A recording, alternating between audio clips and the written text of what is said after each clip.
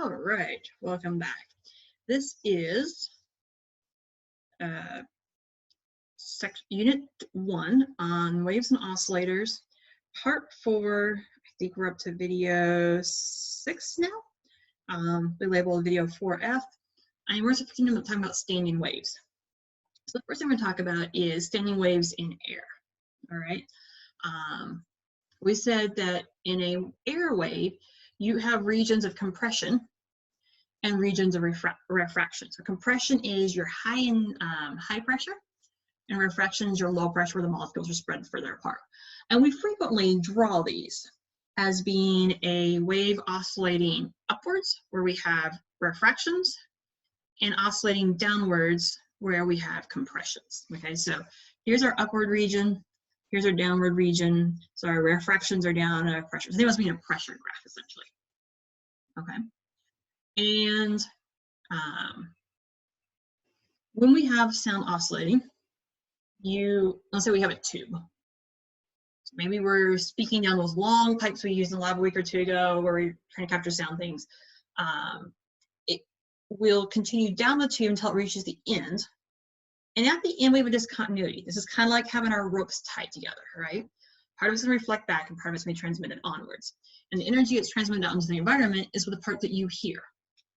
The other part of it is reflected back up the tube. So this is kind of more like how musical instruments work, like your woodwinds and things like that work. Okay. So the air molecules inside our tube, they just kind of dance back and forth or slosh back and forth, alternating between being in the compression state and being in a rarefaction state.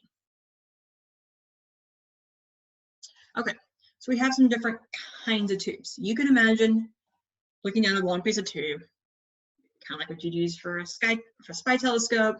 It's open on both ends and you're just kind of sighting down your tube. That is what we call an open tube. Okay. Open tubes are ones that have nothing on either end. And what happens is at the ends of the tubes, we want to have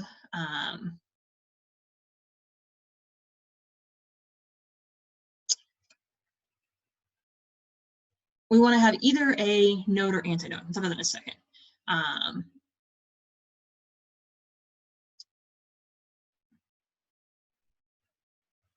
Okay. Our ends are going to be nodes or antinodes depending on what's going on at the end of our tube. So if we have an open tube,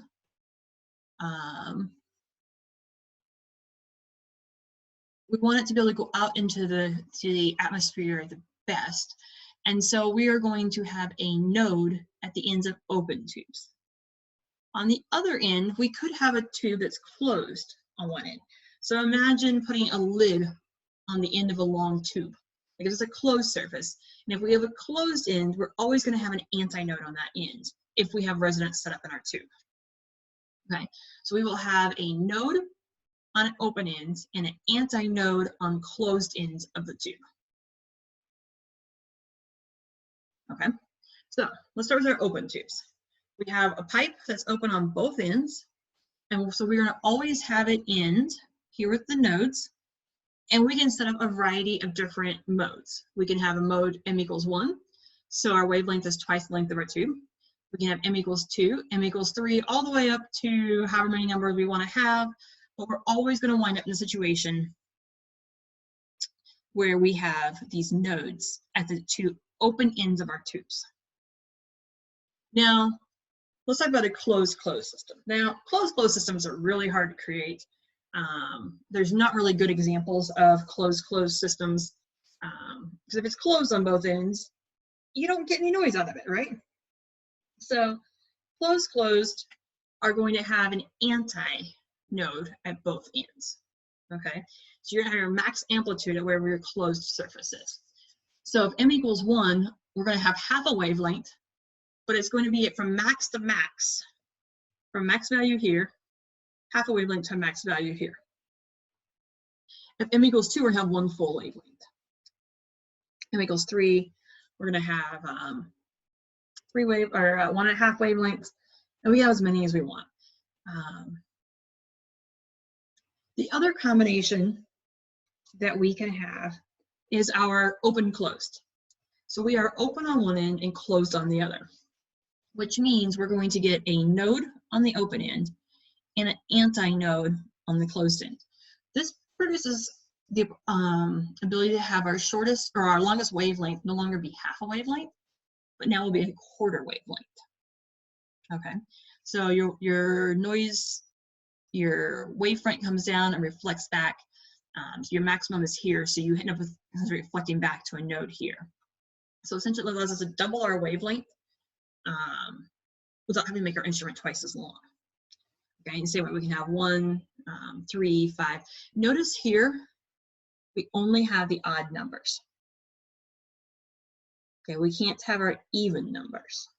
Because if we have an even number, we'd have to have a node on this end, we have to have an anti-node on this end. Okay, so we're gonna have 1, 3, 5, etc. going on. Okay, so you're thinking, why do we care? Well, these are different kinds of musical instruments. So things like a flute. A flute is open on both ends. So a flute is going to behave like an open system. Okay. Things like clarinets are going to be a open-closed system. So clarinet is open on one end and it's closed on the other end. Now, closed, like I said, it's kind of hard to get their sound wave in there. There's not really a musical instrument that behaves like a closed system. We might be able to develop some kind of demo that would do a closed, but your closed are more likely to see occurring in things like lasers, other kinds of closed systems, but your instruments are pretty much all open, or open-closed on the ends of them. Okay, so let's take a look at an example question. So go ahead and take a moment and read this one. And then pause the video and make sure you write down your answer. If you have a buddy hanging out with you, go ahead and discuss it with your buddy, and then we will resume in just a second.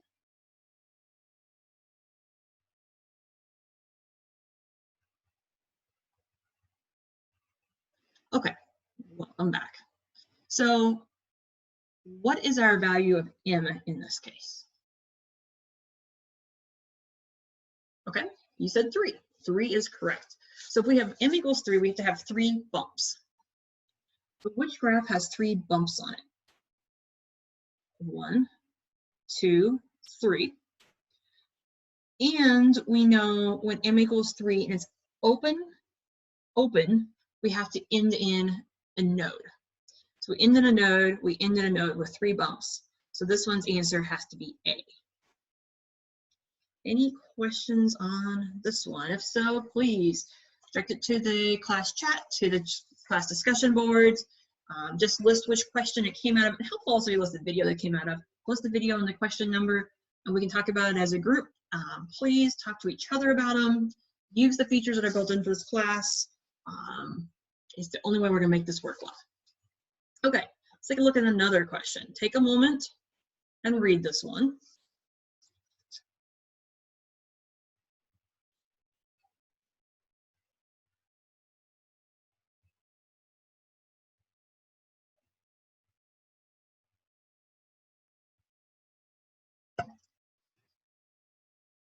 All right. If you haven't yet, write down your answer. If you've got a buddy you can discuss it with, take a moment, pause the video, talk to your buddy, and then we will discuss this.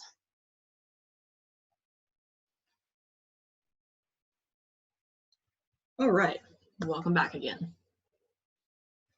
So the first thing we have to decide on this one is, do we have an open-closed, or closed-closed system? All right, if you said an open-closed system, you are correct. So recall for open-closed systems, we're essentially going to be able to treat our L as if it's twice as long.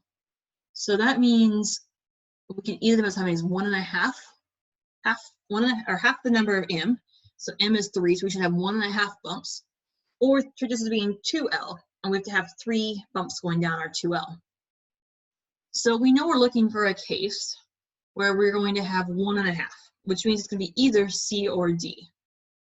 Now the next thing to think about is which nodes or antinodes are on which end. Which thing goes on the open end, a node or an antinode? Okay, good. A node goes on the open end. So your open ends are here. And we said on the closed end, it has to be an antinode. It has to be the one that's furthest apart from each other. So this one's answer has to be C.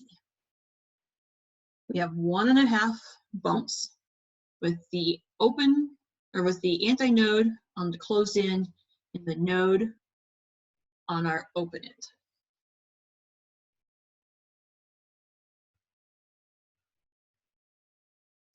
Okay. Since we are now dealing with open and closed tubes, and since we found that our length kind of depends on, so just actually can double our length, it means we're also going to change our equations a little bit. Okay, so just like before, for a open and a closed case, these are the ones where we have either nodes or antinodes on both ends. Our wavelength expression is going to be the same. It's going to be 2L over the mode number. And our frequency equation does not change either. It's still going to be m over our velocity divided by 2 times our length, which is just our mode times our, or m times our fundamental frequency number, times f1. Now, if we have an open closed, remember we said we're only going to have odd numbers of m, 1, 3, 5, so we're restricted to odds, but our L, instead of being L, is going to be 2L. So now, instead of having it just a 2L in our wavelength equation, we have a 4L. So it's our 2L from original times a factor of 2 for our length, because it's our 4L. So our wavelengths are going to all be longer. In the same way, that propagates through to our frequency expressions, we divide by 4L instead of 2L.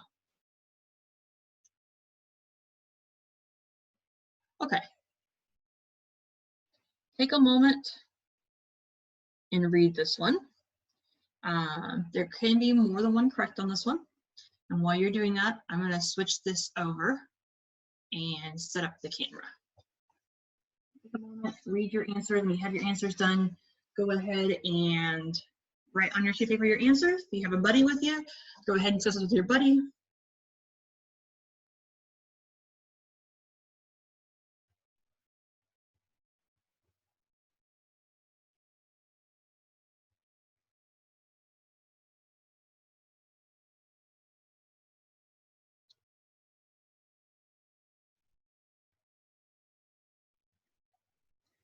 All right, welcome back.